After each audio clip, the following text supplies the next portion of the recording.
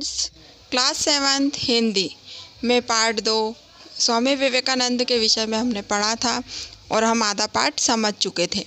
तो हम आगे का अब आज समझेंगे। हमने उस दिन पढ़ा था, उनका आधे विषय में हमने जान लिया था कि उन्होंने किस तरह से वो अपने जो उनसे सवाल पूछते थे, अपने शिष्य जो सवाल पूछते थे उनको कितने साधारण शब्दों में वो अपनी बातें बता दिया करते थे। यही समझा था। अब इसके आगे हम आज पढ़ते हैं।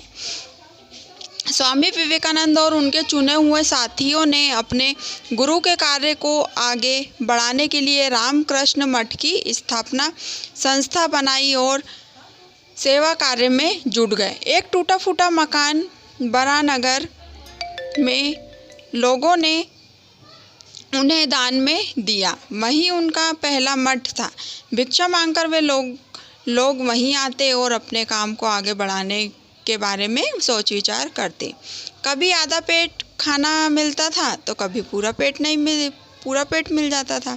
कभी वह भूखे रह जाते थे और कभी पेट भर के खाना खा लिया करते थे। श्री रामकृष्ण के गृहस्थ भक्त बीच बीच में आकर मठ के खर्चे के लिए दान दे जाते थे। इसी तरह धीरे धीरे उनका काम चलने लगा।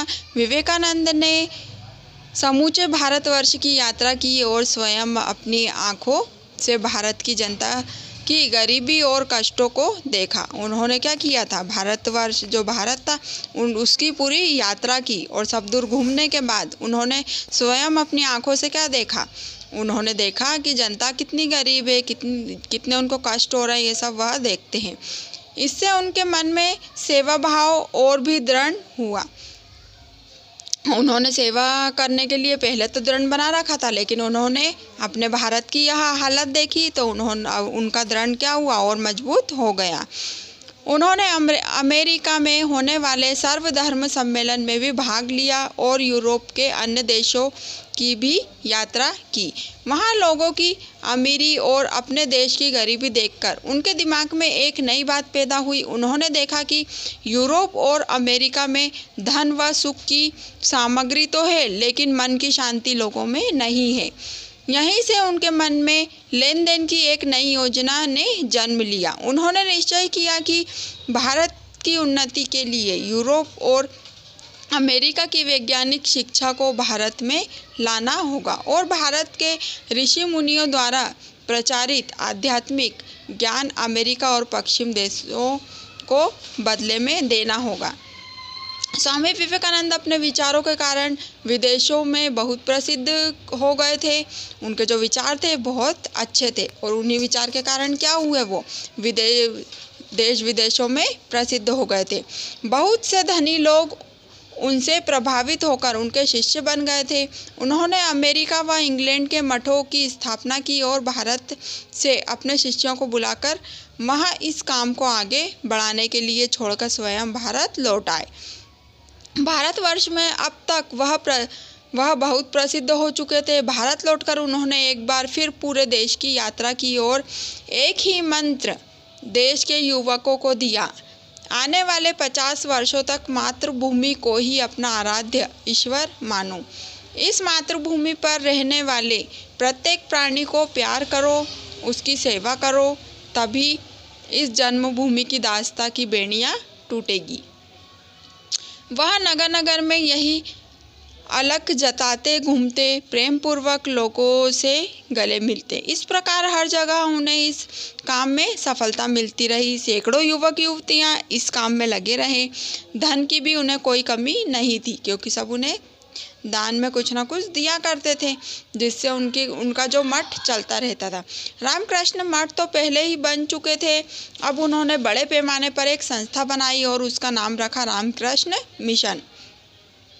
इसकी शाखाएं जगह जगह खोली गई। सैकड़ों की संख्या में युवक युवतियां सेवा का भाव लेकर इस संस्था में आने लगे। अस्पताल, स्कूल, कॉलेज, अनाथालय इस संस्था ने खोले और अनेक एक ही धैर्य रखा। सभी लोगों ने केवल एक ही धैर्य उन्होंने रखा था। क्या रखा था?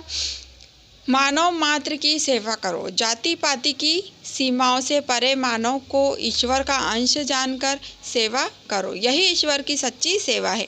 स्वामी जी के अनेक विदेशी शिष्यों ने भी मानव सेवा की इस योजना में भाग लिया। ऐसी ही एक अंग्रेज महिला मार्गरेट नोबुल ने तो स्वामी विवेकानंद से दीक्षा भी ले ली थी।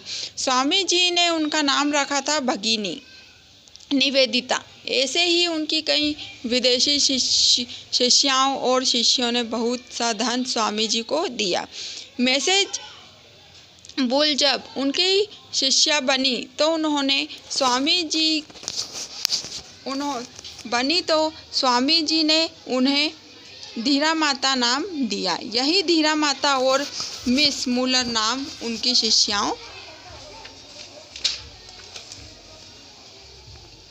शिष्याओं ने स्वामी जी को बेलूर मठ बनवाने के लिए जमीन खरीद कर दी और गंगा नदी के किनारे भव्य बेलूर मठ बनाया गया। बेलूर मठ ही अब रामकृष्ण मिशन का प्रधान कार्यालय है और मिशन की पूरी कार्यवाही का संचालन यहीं से होता है। देश विदेश में रामकृष्ण मिशन की अनेक शाखाएं प्राणी मात्र की सेवा में आज लगी हुई है। 12 जनवरी सन 1863 में जन्मा बालक विले नरेंद्र नाथ बनकर अंत में स्वामी विवेकानंद बना। स्वामी विवेकानंद बनकर उन्होंने भारत को ही नहीं वरन समस्त विश्व को निडरता, प्रेम और सेवा का एक नया पाठ पढ़ाया। देश विदेश में घूमकर उन्होंने भारत की मानव सेवा की प्राचीन शिक्षा का प्रचार किया।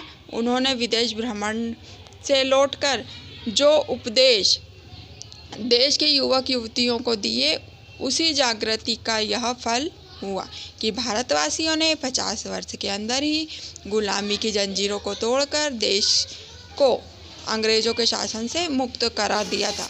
तो हमने स्वामी विवेकानंद के विषय में पढ़ा। स्वामी विवेकानंद पहले वो एक बालक हुआ करते थे, बालक विले, और उन्होंने उनके पिताजी का नाम क्या रखा था? नरेंद्र रखा था। और वह बाद में क्या बने? स्वामी विवेकानंद जी बन गए थे। और उन्होंने कितना अच्छा, मतलब भारत के लिए कितना अच्छा काम किया, ये उन्होंने बताया है।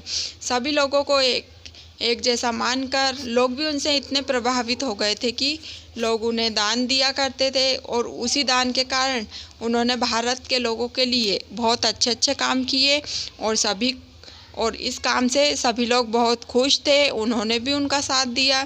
तो इस तरह से स्वामी विवेकानंद के विषय में अब अपन यहाँ तक पढ़ चुके हैं। तो आपको अच्छे से समझ में आया होगा। अब चैप्टर आप एक बार और रीड कीजिए घर पर, ठीक है।